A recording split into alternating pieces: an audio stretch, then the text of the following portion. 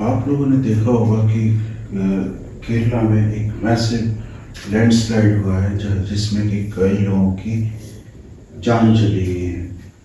तो आज हम इस टॉपिक को, लैंडस्लाइड को एक होलिस्टिक मैनर में कवर करेंगे, क्योंकि आप लोगों ने ये देखा होगा कि जब भी सिविल सर्विसेज में कोई क्वेश्चन पूछा जाता है तो वो क्वेश्चन डायरेक्टली नहीं पूछा जाता, उसके कई एस्पेक्ट्स होते हैं।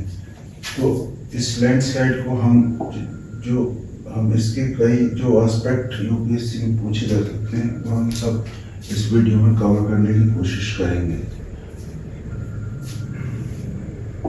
तो हम इसमें इस लैंडस्लाइड से हमें क्या क्या समझना जरूरी है। पहली चीज तो यह है कि लैंडस्लाइड होते क्या है।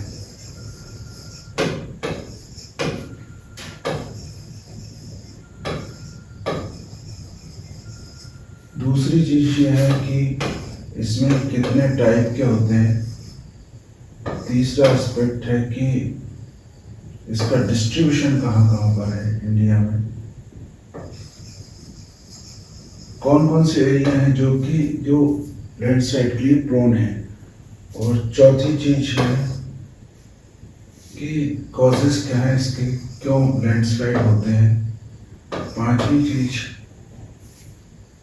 कि केरला स्पेसिफिक, केरला में क्या रीजन रहे जिससे कि ये लैंडस्लाइड हुआ।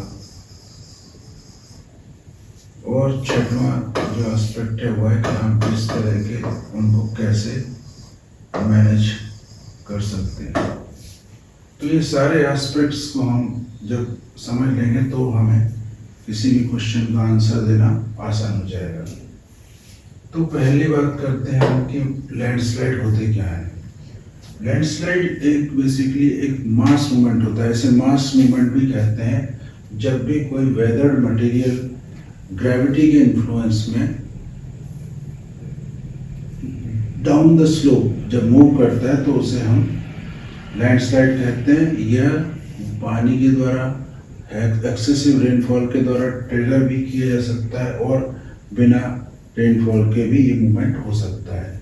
तो लैंडस्लाइड जो होता है कि मास मूवमेंट होता है, जो वेदर मटेरियल वो slope down the slope move करता है, जो कि ग्रेविटी के इन्फ्लुएंस में करता है। और यह एक्सेसिव रेनफॉल के द्वारा ट्रिगर भी हो सकता है और ये बिना रेनफॉल के भी हो सकता है। क्योंकि रेनफॉल क्या करता है कि वेदर मटेरियल को एक तो लुब्रिकेशन प्रोवाइड करता है, दूसरी चीज उसको हैवी बना देता है। तो इसलिए ये weather material down the slope move करने लगता है। अब इसमें अगर हम देखें कि इसके कितने टाइप हो सकते हैं, तो ये कई टाइप के होता है। जैसे कि एक टाइप होता है रॉक फॉल, जहाँ पर भी स्टीप स्लोप है। अगर कोई रॉक यहाँ से टॉप से अगर वो फ्री फॉल करता है तो उसे हम रॉक फॉल कहते हैं। तो ये एक फॉल के रूप में भी हो सकता है, यह स्लाइड के रूप में भी हो सकता है। दूसरा टाइप है स्लाइड के रूप। स्लाइड में जब भी जैसे ये एक स्टीप स्लोप है तो जो ब्लॉक्स होते हैं रॉक्स के, ये इस पर स्लाइड करते हैं स्लोप के ऊपर। फॉल और रॉक स्लाइड में ये अंतर ये होता है कि ये जब रॉक्स फॉल में जब रॉक फॉल नीचे की तरफ आती है तो इसका स्लोप से कोई कांटेक्ट नहीं रहता। तीसरा टाइप होता है इसका क्रीप। क्रीप में ये इतना स्लो मूवमेंट होता है कि जनरली इसको ऑब्जर्व कर पाना बहुत मुश्किल होता है, लेकिन पूरा का पूरा सरफेस, टॉप सरफेस ये डाउन द स्लोप मूव करता है। क्रीप को हम जब समझ पाते हैं जब कभी अगर यहाँ पर कोई प्लांट है या कोई पोल है तो ये पोल और प्लांट ऐसे टिल्ट हो जाते हैं। ये टिल्ट होने से पता चलता है कि यहाँ पर मास मूवमेंट हो रहा है, लेकिन ये बहुत ही स्लो मूवमेंट होता है जिसे कि परसीव कर पाना बहुत मुश्किल होता है। तीसरा चौथा टाइप का होता है स्लम्प।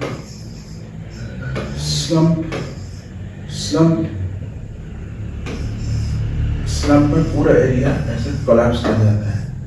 जैसे ये अगर स्लोप है तो ये पूरा इस तरीके से कोलैप्स कर जाता है, इसे हम स्लम्प कहते हैं। और एक होता है मड फ्लो, जिसमें कि वेदर्ड मटेरियल स्लोप की पूरा मड जो है वह डाउन द स्लोप मूव करता है। जब भी पानी एक्सेसिव रेनफॉल के कारण या डाउन द स्लोप मूव करता है, जिसे हम मड फ्लो कहते हैं। तो ये तो हो गए स्लोप के टाइप्स। अब स्लोप के कॉजेस क्या होते हैं? स्लोप के कॉजेस में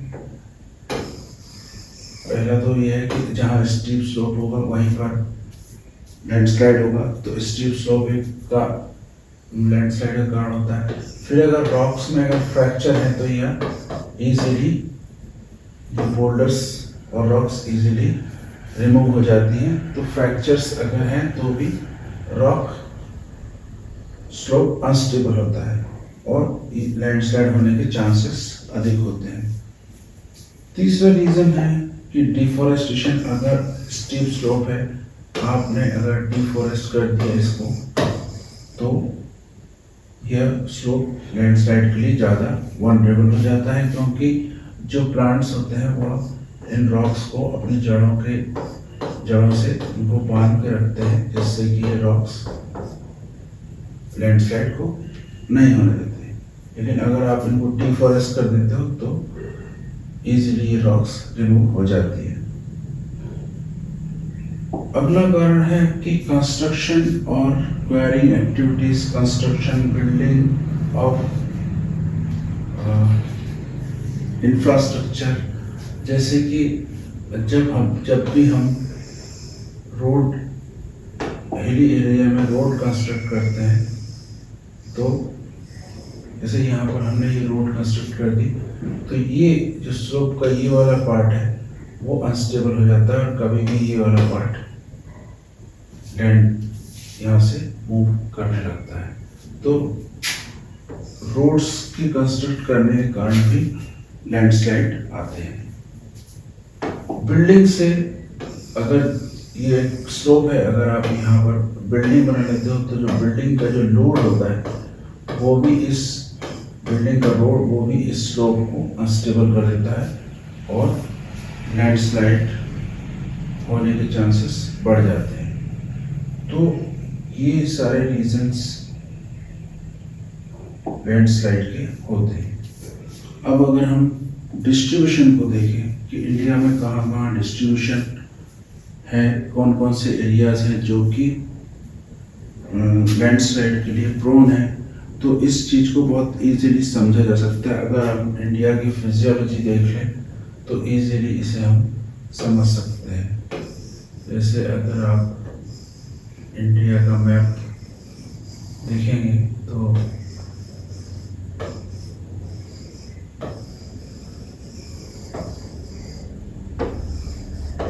आपको पता चलेगा कि ये पूरा जो हिमालयस का जो एरिया है, पूरा नॉर्दर्न, ये पूरा का पूरा एरिया जो है वह लैंडस्लाइड के लिए प्रोन है, क्योंकि ये पूरे माउंटेन्स हैं और यहाँ पर स्लोप बहुत स्टीप है। दूसरा एरिया अगर आप देखोगे तो पूरा वेस्टर्न घाट जो ये एरिया है, पूरा ये एरिया लैंडस्लाइड के लिए प्रोन है, क्योंकि यहाँ पर भी बहुत ही स्टीप स्लोप है। अगर आप इसको इंडिया पेनिनसुला का अगर स्लोप देखेंगे तो आपको पता चलेगा कि इंडियन पेनिनसुला का स्लोप कुछ इस तरह का है।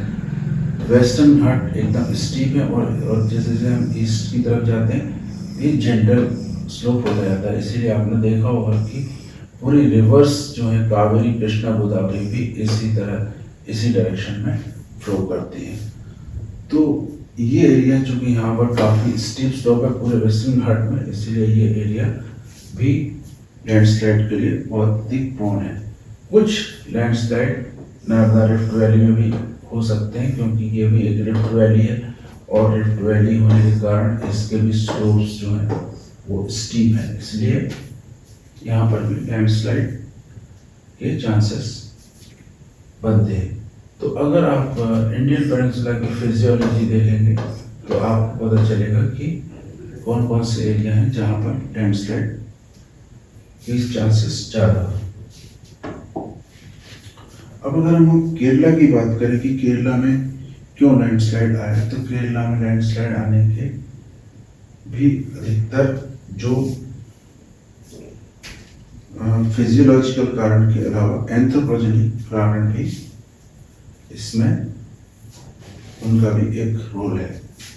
क्योंकि अगर जैसे हमने बताया कि ये एरिया जो वेस्टर्न घाट है वो काफ़ी स्टीप स्लोप्स हैं, तो इन स्लोप्स पर जहाँ पर कि नेटिव पहले जो प्लांटेशन हुआ करता था उसको रिप्लेस किया जा रहा है, क्योंकि ये जो नेटिव प्लांट होते थे इनके रूट्स काफ़ी डीप होती थी और ये स्लोप को स्लाइड होने से बचा देते हैं। लेकिन अब पिछले कुछ सालों में इसको इन प्लांट्स को काट करके इसकी जगह पर टी और कॉफी प्लांटेशन किया जा रहा है, जिनकी रूट्स काफ़ी शैलो होती हैं, जिससे कि यह स्लोप को बांध कर रख पाने में समर्थ नहीं है।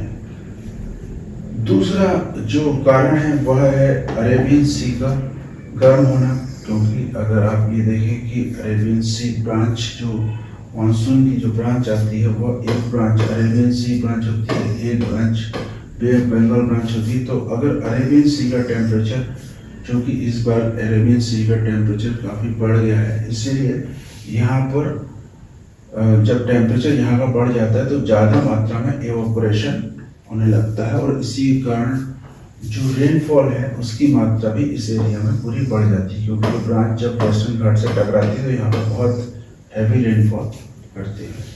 तो ये जो ब्रांच है, जब यहाँ मॉइस्चर बढ़ जाएगा तो ज़्यादा जो यहाँ पर रेनफॉल हुआ है वो काफ़ी अधिक रेनफॉल इस एरिया में हुआ है, इस कारण से भी यहाँ पर एक्सेसिव रेनफॉल के कारण ये लैंडस्लाइड हुआ है। ये एरिया बहुत ही इको सेंसिटिव जोन है और पहले से ही वार्निंग दी जा रही थी कि जिस तरह से टूरिस्ट एक्टिविटीज और कंस्ट्रक्शन यहाँ पर वर्क चल रहा है उस कारण से ये जो है एरिया लैंडस्लाइड के लिए काफ़ी वनरेबल है। क्योंकि जैसा कि हमने बताया कि कंस्ट्रक्शन जब भी रोड्स या बिल्डिंग का कंस्ट्रक्ट किया जाता है हिली एरिया में तो स्लोप अनस्टेबल हो जाता है, जैसे कि हमने बताया। तो यहाँ पर बेसिकली 3 रीजंस हैं जो कि इसमें लैंडस्लाइड के लिए जिम्मेदार हैं। पहला तो डिफॉरेस्टेशन, दूसरा है वार्मिंग ऑफ अरेबियन सी,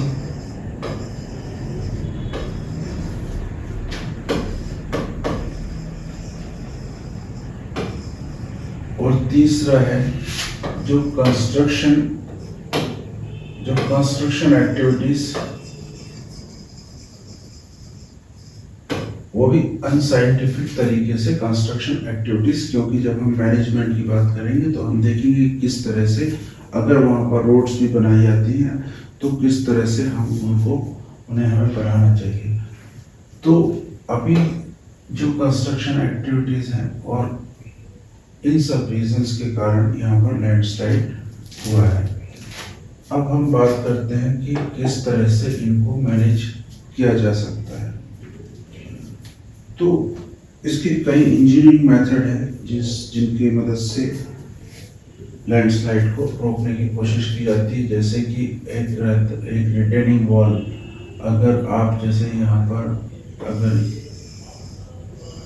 सड़क बना रहे हैं तो यहाँ पर इस जगह पर रिटेनिंग वॉल बनाई जाती है और इसमें रिटेनिंग वॉल में बहुत सारे होल्स बनाए जाते हैं जिनको वीपिंग होल्स कहते हैं। वीपिंग होल्स क्योंकि अगर मान लिया जाए जैसे अगर यहाँ पर कोई ये स्लोप इस तरह का है, यहाँ पर कोई एक्यूफर है, इस तरीके से कोई एक्यूफर है और अगर इस जगह पानी कलेक्ट होता है, यहाँ पर पानी कलेक्ट होता है तो इस केस में कई बार क्या होता है कि ये पूरा का पूरा स्लोप ही स्लाइड कर जाता है। तो ऐसी स्थिति में यहाँ पर एक रिटेनिंग वॉल बनाई जाती है, उसमें होल्स छोड़ दिए जाते हैं। तो ये जो पानी है वो होल्स को छुड़ा के ये इस नाली में आ जाता है और ये नाली से इसको नीचे ले जाता है और ये स्लोप को स्टेबल कर दिया जाता है। तो ये रिटेनिंग वॉल्स के द्वारा भी यहाँ पर ये लैंडस्लाइड मैनेज किए जाते हैं। दूसरी सबसे अच्छी जो टेक्निक है वो है अफॉरेस्टेशन। अगर आप अफॉरेस्ट कर देते हैं इस एरिया को तो इससे भी स्लोप स्टेबल हो जाता है। तीसरी जो मेथड है वो है प्रोफाइलिंग ऑफ स्लोप। प्रोफाइलिंग